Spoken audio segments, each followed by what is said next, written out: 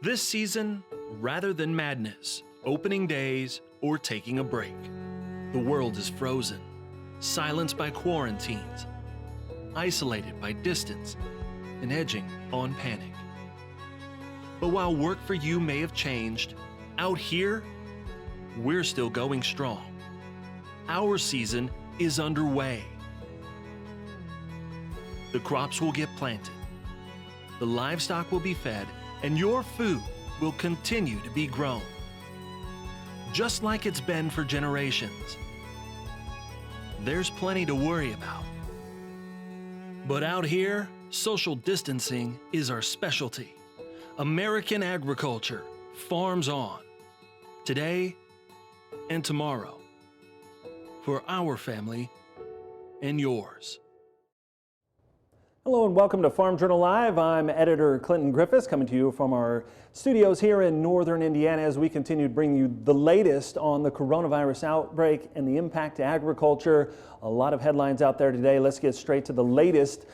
Commodity markets continuing to feel the pressure from the historic drop in crude oil. Corn futures in May nearing that $3 per bushel mark. Soybeans nearing $8. Livestock mostly lower as well. Meanwhile, May crude, that contract expiring today, is up more than $40, but still sitting below the $4 per barrel mark. June futures now continuing to fall below $14 a barrel. The American Petroleum Institute estimating that global oil production is still about 100 million barrels a day, but demand has fallen to about 70 million barrels. API estimating that storage capacity in the U.S. it's at 825 million barrels, and right now there are fewer than 100 million barrels of storage left out there. We're bringing Kansas Senator Jerry Moran with us here today to visit a little bit about this. And Senator, I know that for a lot of these states, they depend quite a bit on the energy sector as part of a state budget. Clinton, you're absolutely right. You know our state well. Kansas is an energy producer, as is many rural states across the country. So low energy prices has a consequence, certainly to farmers and ranchers who are landowners and get royalty payments. What we've seen happening across Kansas is a reduction in production, a shutting down of wells. And the explanation is there's just no place, no storage, no capacity, nothing available in the pipeline to move that oil to market. And so it has an economic consequence, certainly here in our state, but it's also very much related to cattle prices and to ethanol. And that's just a double whammy. While Kansas clearly is the wheat state, we're also a livestock producing state, and lots of challenges here for our cow-calf operations and our feed yards, just with the markets. And part of that also has to do with we are a state that has a lot of packing plants, particularly on the beef side, and the prevalence of COVID-19 across Kansas, but particularly in places where packing plants are located, has caused slowdown. We don't have any shutdowns to my knowledge of those packing plants, but they're operating at a slower level and taking care of their employees. So lots of challenges when it comes to that energy price, particularly combined with the consequence to ethanol and livestock.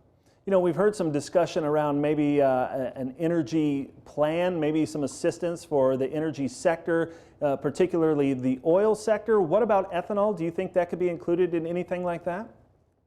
Well, I sent a letter to Secretary Perdue and to others in Washington, D.C. Probably 10 days ago, encouraging in the creation of this plan for assistance to agriculture that ethanol not be forgotten, that it be included. That hasn't been the case today. There are rumors that in future USDA programs to help as a result of the challenges we face from the virus, that ethanol could be included. And ethanol is important for the jobs it creates in Kansas and across the country, but it's also important for the market that it provides for corn and in our state, often grain sorghum. So it has a double consequence when ethanol plants, our plants seemingly are operating in Kansas, presumably at lower production levels, but about half the plants across the country have shut down. And that means less of a market for grain sorghum and corn. Again, piling on this circumstance that livestock feeding faces. We also need that ethanol, the distiller's grain, the byproduct, and we need the CO2 in production. So it is a real challenge, and I hope ethanol is considered as we look at help to energy and to agriculture.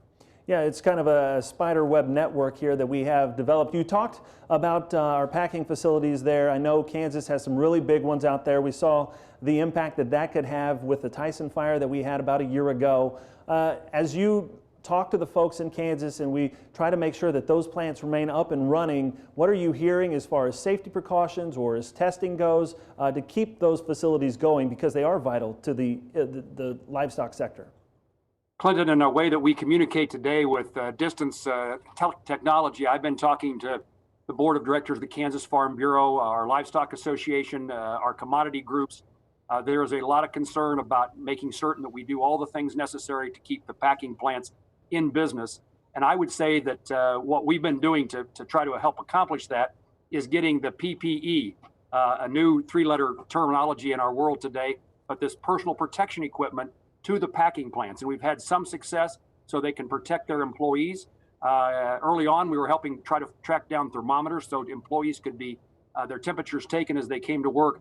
And currently, the effort is all about testing, trying to get tests the communities that have packing plants in them. We're fortunate to have Cargill, Tyson, and National all located in Kansas, and they are among our biggest employers in our state.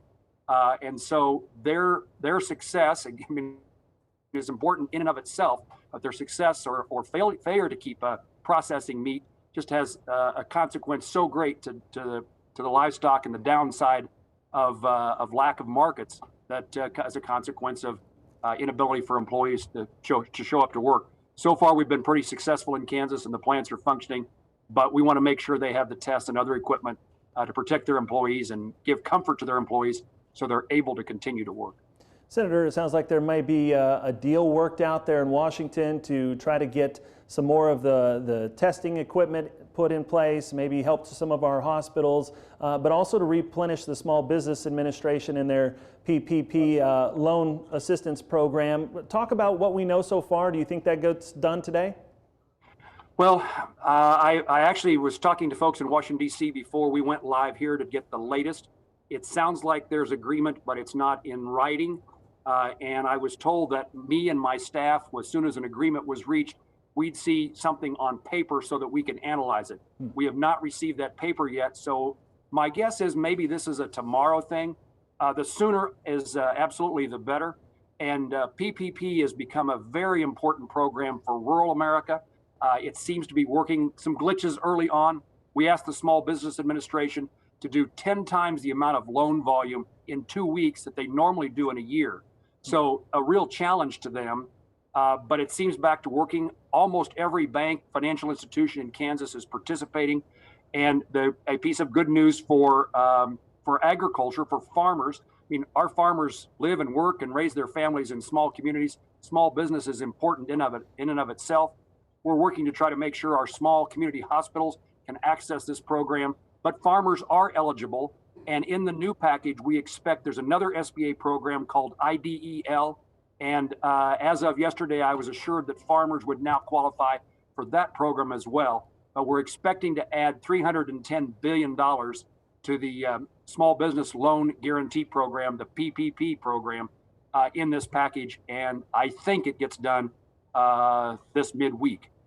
I know we're covering a lot of ground here, but USDA rolling out a plan, an assistance plan last Friday and over the weekend. Your thoughts on that? Is it enough? Are we going to have to do this again as we move forward?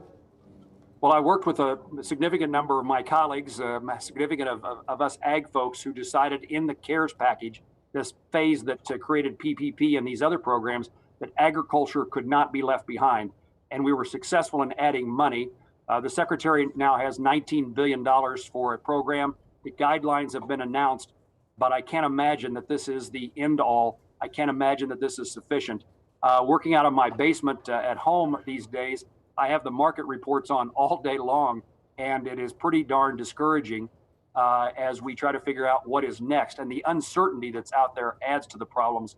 And I think we need to reassure agriculture that those of us who get up and go to work every day on their behalf are going to do everything we can to see that Secretary Perdue has the tools. I also think it's important how he develops the program.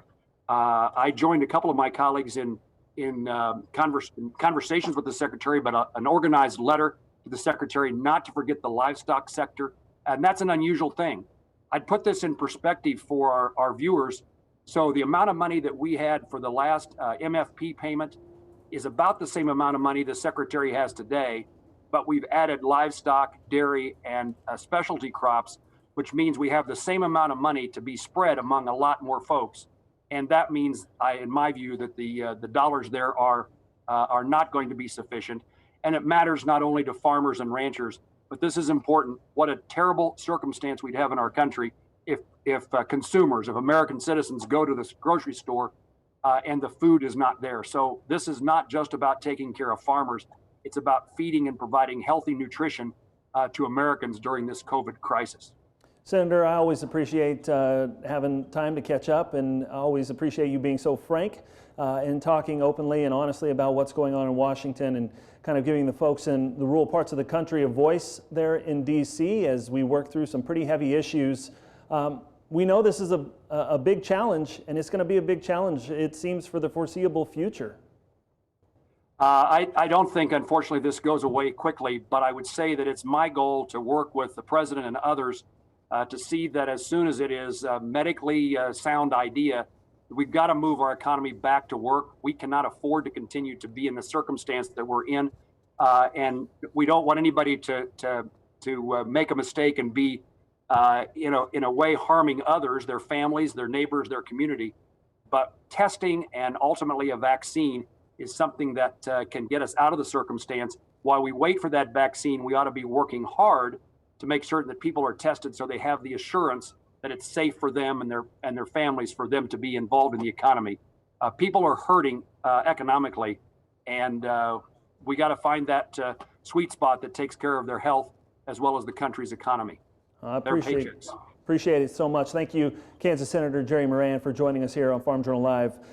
Some more updates on the packing situation today as we continue to bring you the headlines. The latest two Hormel manufacturing plants in Alma, Kansas. Alma Foods, a Hormel subsidiary, has paused production until May 4th. That's after an employee tested positive for COVID-19 there. It employs about 100 people. And in Illinois, County Health Department ordering a 2-week closure of the Rochelle Foods plant, a subsidiary of Hormel, after 24 cases of COVID-19 were tied to that plant. It employs about 800 workers. Some plants are back up and running, however. Tyson Fresh Meats, the beef and pork unit of Tyson Foods, announcing its Columbus Junction, Iowa plant will resume limited operations. That's after being idle for 2 weeks due to COVID-19. The Iowa governor announcing members of the National Guard will be deployed throughout the state to help with testing of employees at that latest spot.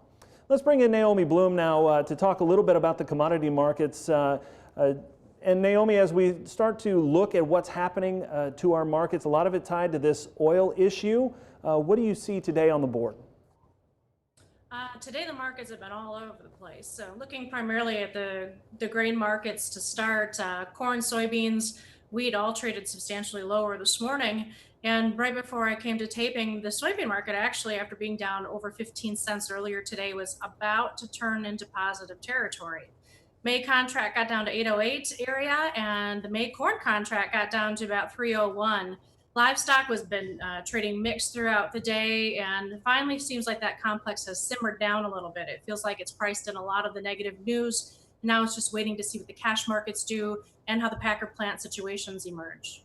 Naomi, as we start to look at what's going on, of course, across our commodity markets, you've been keeping a close eye on dairy there in Wisconsin. What's the latest on dairy markets? Has that changed at all in the last few weeks? Well, the producers definitely continue to struggle with the lower prices. They're doing their best to somehow cut back on production, either drying up cows earlier than they wanted or trying to do some culling a little bit earlier than what they were interested in. What I had heard today is that one of the major packer plants in Green Bay was potentially slowing production or closing doors because also of COVID issues there. And that would really put a hurt on the dairy industry, especially for those producers who wanted to cull livestock so that way we could reduce the milk production. So the dairy market is actually looking at milk prices that are as low as they were between 2001 and 2003. A real struggle for our state. I would say that the consumers are doing their best to purchase more dairy products at the store, as evident as what I'm seeing on social media posts.